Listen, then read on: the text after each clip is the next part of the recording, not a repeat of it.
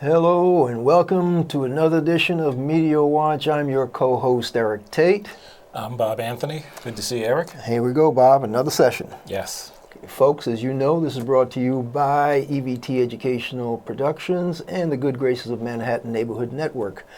And when this show airs on Monday, it'll probably still be the biggest story that we've seen in quite a while, and that's the city of Baltimore. Yeah, the heartbreaking civil disturbance down there and the ramifications. Sure. Freddie Gray? Freddie Gray. Freddie Gray, another black male, dead after an arrest by Baltimore police.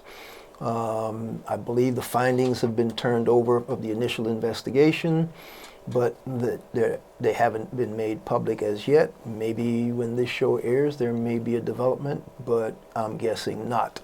You're right. They are going to hand over the results, but possibly by the time this airs on Monday, it'll go to the prosecutor first, and they may release it. We don't know, but there's information coming. So, background is this young man was arrested possibly because he may have had a knife that may have been illegal, possibly. Right. But for some reason, he was put in handcuffs, and there's been a video that's been played over and over, almost like a loop. And my assessment of that video is, however they brought him down to make that arrest, when they tried to stand him up for taking him to their police patrol wagon, his legs were not functioning. No, you and I looked at the same video, and the legs are limp, and he's not fighting. Nope. He's being lifted and dragged into the van, the piece of it that we get to see. That's but right. no, there's no motion in those legs at that point. Yeah, I'm looking at a man that the police actually tried to stand on his legs initially, and those legs buckled, and then they basically dragged him to a van and basically placed him in. I'm not sure because I think the video kind of cut as they got to the door of the van. Right. We don't have a complete video timeline.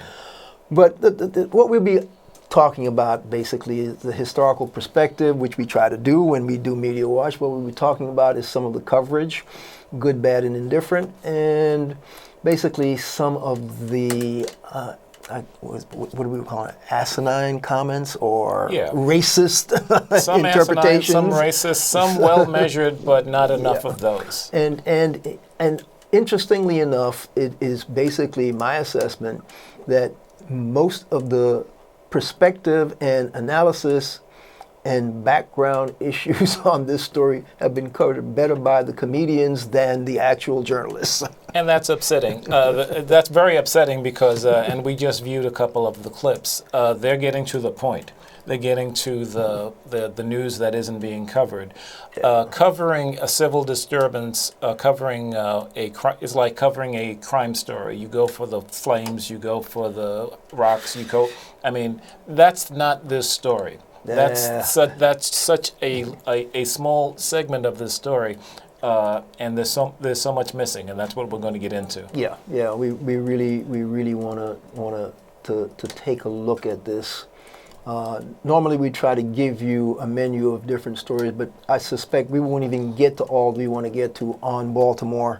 One, the initial disturbance out of the. Let's just start with that, Bob, because some of you may have seen it, some of you may not have. But the interesting thing about Baltimore right after was the mayor had a press conference after the announcement of his death and said, we're going to get to the bottom of this.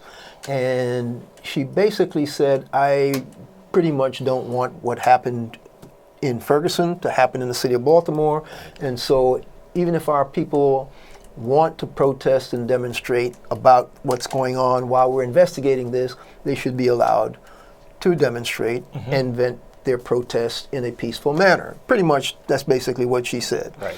She said that she was going to approach it with some clarity. Right. But go ahead. Yeah. From what I've seen on some of the coverage in retrospect is that the next day when they announced a protest, they had a peaceful protest initially. Right. But early on, there were some students that came out and began to throw rocks and water bottles at the police. Now, when I saw the video later in the day, you could tell there was a handful of protesters, and you could tell there were young people. Right. And so the interesting thing was they basically were not really that big and really not that destructive. But the police basically just stood there. Right. I mean, am I misreading the video? Well, I've heard, and this didn't get on video, I got some of the social media feedback, and some of the parents and some of the students are saying that they left the school, and then, but they weren't allowed to take buses. They had shut down the buses. Oh, they shut down the mass transit, yes. That would have taken them home. The trains, whatever, Right. yes. So now the students are leaving school and they can't go anywhere. A lot of them are stranded, but their paths are blocked by police officers. And so when you could have had an opportunity to disperse the students, you lost it by not giving them the mass transit. So they were there, and the confrontation started up. And it did start and small. that's where the story merged. It did start small. Right. And the interesting thing is the fact that the police did nothing for those small early disturbances. Correct. May have been forbearance, but I've got a good friend who tells me she doesn't believe in conspiracy theory, but her conspiracy theory is that because the mayor had said these people should be allowed to demonstrate peaceably, the police chief and the police department says, okay, we'll let them demonstrate. And, quote, demonstrate is let them demonstrate. So even as it starts to escalate, they still don't move. Right. And her theory is that, of course, the police know that these young people have short fuses. And so the bottom line is, at some point, this, quote, peaceful protest is going to escalate into something not so peaceful. Mm-hmm. And sure enough, as those rocks kept coming and the small core got larger and more projectiles kept coming, a police officer gets hit, gets injured, and presto, the police move. Yes. Okay, and once the police move, now you have confrontation. Right. And as we know, the results of that confrontation escalated into a serious night of mayhem for the city of Baltimore. Right. With lots of people coming into the area from various directions. That hasn't been really researched yet, but a lot of people were involved, not just locally. So now the interesting thing is, what initially were peaceful demonstration with a minor group of rowdy folk turns into a conflagration because a CVS gets set on fire, cars get set on fire, things start being destroyed, and people start looting. Right. Now, I'm not going to say that those are outside agitators that came in and started looting because, as we all know, the city of Baltimore has the downtown harbor area that's nice and pristine and does great for tourists, and then there's the rest of Baltimore, which, as some commentators actually mentioned, and some Baltimore residents mentioned, even the mayor, there are parts of Baltimore that's never recovered, had been never rebuilt from the 1968 riots after the death of Martin Luther King Jr. And so some people totally fed up with the fact that they've been living in poverty, they've been living with no jobs, they've been totally harassed and killed. Now let's say this outright, folks, because there are statistics about over 100 people that have been, the city of Baltimore paid out $5.7 million in settlements for people being assaulted and having died in custody of the Baltimore Police Department. So these people basically have been hit with one final straw, which is the death of Freddie Gray. Absolutely. Okay? I mean, that was the straw was dry. It was just ready to burn. Yep. It was just the situation. The conditions were all there for this type of civil disturbance to take place. And you and I had this discussion before. I took the Amtrak recently up through Baltimore, and you can see the redeveloped part of town, but then the train goes through this area that looks like what the South Bronx used to look like. Mm-hmm. But this is now, Mm-hmm. and I mean you can tell that no redevelopment has reached that area, and the poverty was just so visible.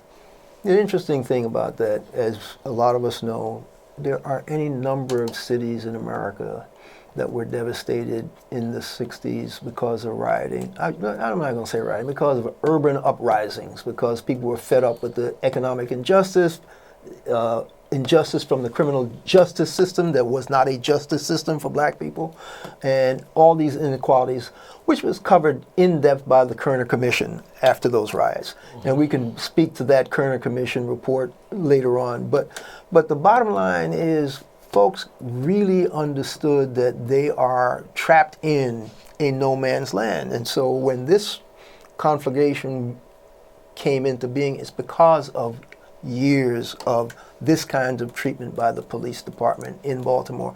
But Newark hasn't fully recovered from 1968. No. There are parts of Newark that still look like parts of Baltimore. Even though they've resurged in some of the areas, right? There are parts of Newark, even today, that haven't come back. Yeah. And like you were about to say, what happened to Freddie Gray is nothing new to the local residents. Yeah. This one just happened to be captured on video. That's the difference here. Yeah. It did not come as a surprise to a lot of the people I've heard interviewed by some of the folks on the ground who are actually doing good work, and some of them are not doing good work, but we're going to get into that too. That being background of this whole thing, let's talk a little bit about some of this coverage, Bob. Sure. So where do you want to start? Do you want to start with some of CNN's and Don Lemon, or We can start with that and ease in. Go. Don Lemon's. We've beat that dead horse for a while. A number of times, folks. We keep hoping that Don Lemon, who works for CNN as a reporter / anchor, Yes. because he was out on the streets of Baltimore, and sometimes he has a show where he anchors and does whatever he tries to do. And we keep hoping that this young man is going to actually grow into a seasoned professional. But guess what? Every time we hope, he disappoints. Now, see, there was a time when Peter Jennings thought he was good, and then it took years and years and years to get really good. Right. Okay. First time around, he was not. Second time around, okay, he sort of got it. But no, I was watching the Don Lemon's coverage, and I believe he had the mayor and the governor side by side for a while. Yeah, that was like the highlight. Yes. And that was that would have been a golden moment to really get into the depth of what the background. Yes. Put it in depth. Put it in perspective. Yes. Right. And it was such a. It was a lightweight interview. I just didn't get anything out of it to the point where I had to switch off to other coverage. Here's the point. Not only was it a lightweight interview, because he had an agenda of trying to place blame as opposed to getting perspective from the elected officials, the governor and the mayor just basically said, you know what? And they unhooked their microphones and turned their back and walked away from Don Lemon. Well, a number of times they had to correct him. The mayor especially, she would say, no, I didn't say that. What I said was, and then she would explain herself, and then I would think to myself, that's what I heard the first time. Yeah. Why didn't Mr. Lemon hear that? This is my point. So, that's bad journalism. Right. That's because he has an agenda in his head. He's not even hearing what the people he's interviewing is telling him. No, he's already ahead to the next question. That's right. And that's not how you practice this profession. You are there, you don't determine the story. The story tells you what it is. You're there to capture it. And a lot of times you're surprised. And that's right. the point. Because you and I, we're not experts in everything. We learn as we go. As journalists, you get the people on the street who are experiencing it or have experienced what you're trying to talk about because they live it. Let's just take the other example of a journalist being confronted by one of the local people also trying to do something with one of the elected officials, Mr. Geraldo Rivera, right? Who, full disclosure, I used to work with him at 2020. I did a couple of pieces with him that actually still stand the test of time. However, though that was then, this is now.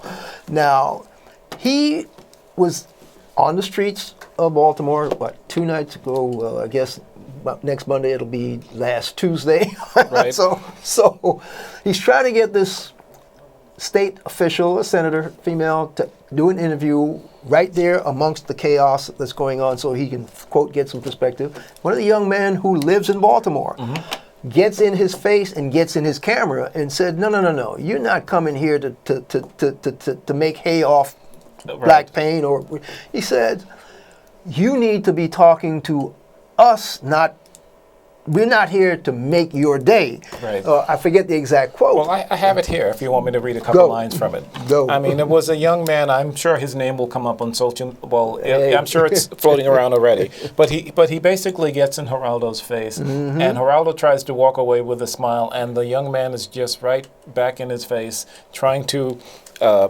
get his attention. And finally, Geraldo does listen for a while, but. This is some of the things the young man said. Talk to me. Just talk to me. Listen, a black man can raise his voice and you don't have to be intimidated. Because I want you and Fox News to get out of Baltimore City. Because you are not here reporting about the boarded up homes and the homeless people on the MLK. You're not reporting about the poverty levels up and down North Avenue.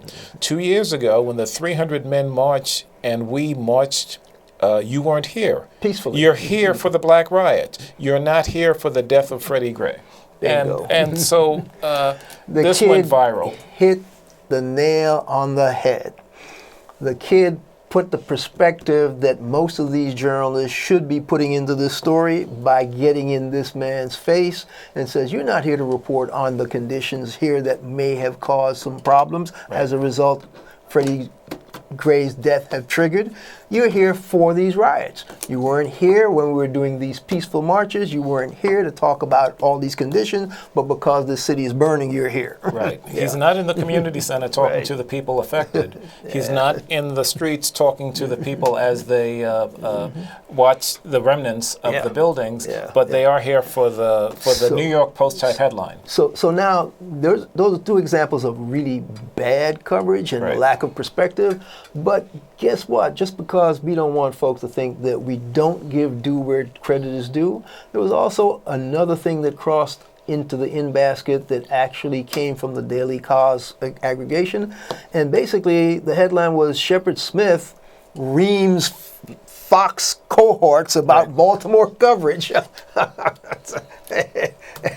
And basically Shepard Smith is one of those typical Fox anchors, except he's atypical when it comes to actually trying to report stories. Let me see if I can get a little bit of some of his headline. Fox News' Shepard Smith smacks down co-host covering Baltimore riots. That's a great headline. Smacks down Fox co-host. Let me give you a couple of his quotes. Go ahead. I have them up if you... go ahead. Yes. Read them. Yes. Some of...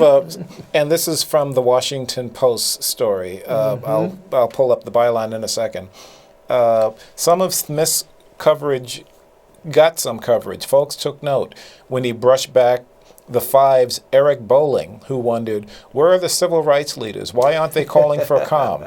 I'm confident and Shepard Smith said, I'm confident they're all watching and will, on your instruction, do exactly that.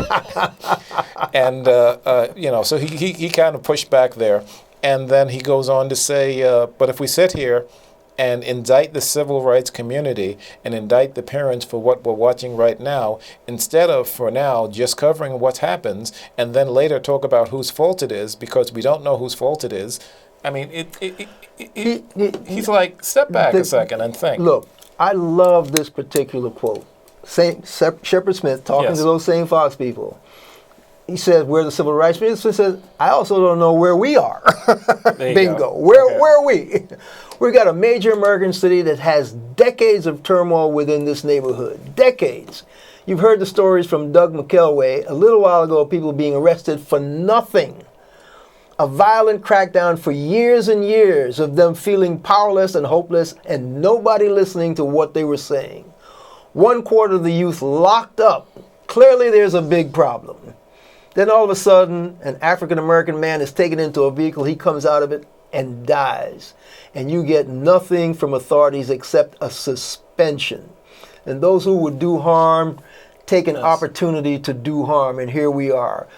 but it is what has happened between all of that and today that has led us to this. There is no escaping that reality. This is Shepard Smith schooling his Fox co-anchors on how you put perspective on a story, which Fox never does. What's their slogan? Fair and balanced reporting. It's Yeah, surprising right. when you actually see it, though.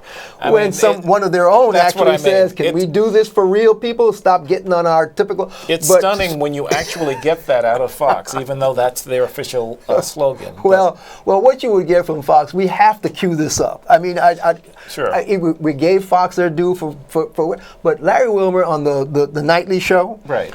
When I say the comedians have a much better way of putting this stuff in perspective, Right. not only about the coverage. We were having that discussion where the comedians are nailing it, whereas But some of the maybe news our anchors are technical not. director can help us with Larry Wilmore. He talks about Fox News and the rumor about the Bloods and the Crips getting together to maybe attack the police. That's another false rumor that the Bloods and Crips actually set the media straight on the next day. Mm-hmm. But he said, but Fox found another group that, surprising group. But here. Let me. What's the name of that group? And Larry Wilmore says, well, once Fox found this group, that's all they spent time talking about all day long. And Wilmore ran this montage. And if we're lucky, we'll cue up the montage for you.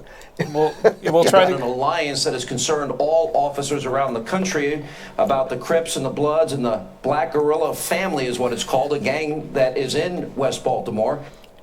Okay, so between the Bloods, Crips, and Black Guerrillas, which one of these gang names do you think Fox likes to say the most? The Black Guerrilla family. The Black Guerrilla family. Black Guerrilla family. The Black Guerrilla family. The Black Guerrilla family. The Black Guerrilla family. The Black Guerrilla family. And the Black Guerrilla family. The Black Guerrillas family is a group Known as the Black Guerrilla family. This guerrilla gang, whatever you Black want. Guerrilla family. That's good. That's You good. motherfuckers, man. we can say, but He just nailed it. He absolutely nails that. Wilmore just put it in perspective. I mean, but to segue back to the quote Bloods and Crips, interestingly, for a while, all the media was running about the rumor about the Bloods and the Crips coming together to attack police. A couple of actually enterprising folks, I think CNN and MSNBC, they managed to actually stand up with one of the members of, I think it was the Crips. Okay. And the young man just said, you know what? You people in the media just keep getting this story wrong. But we're not going to let you put this canard out there and mess with us. We didn't say anything about attacking cops or killing cops. We said we're going to come together and make sure our city does not burn, that this does not reflect who the city of Baltimore is. And I mean, the interview was just powerful. And I got to tell you, fortunately, a couple of news media were enterprising enough. I believe CNN got him. I believe who was it? I think MSNBC may have had him. But some folk actually managed to correct that serious false rumor that went out about these gangs planning to attack cops. So yeah, there's been really good and really bad coverage. Interestingly enough, Bob, one of the things that I've noticed is the president had something to say, Barack Obama, and I was a little bit disappointed in his choice of wording when he talks about the people who were looting and rioting. Because, yeah, there's some people who are opportunistic and are looting and rioting, but I don't believe everybody that was out there demonstrating is a thug, okay? And I know for a fact there's a very fine example of that, and it wasn't a looter, it wasn't a rioter, but it was a demonstrator. But as some of the other astute people have said, pundits and commentators, thug is now the new N-word for the other side of the spectrum. When they want to stand up and shout N-word, they shout thug. So for the president to use it was very disappointing. And one of the Baltimore City councilmen actually was going back and forth, and I'm not sure if it was CNN or Fox, about the use of the word thug. And he said, why don't you just call him N-word?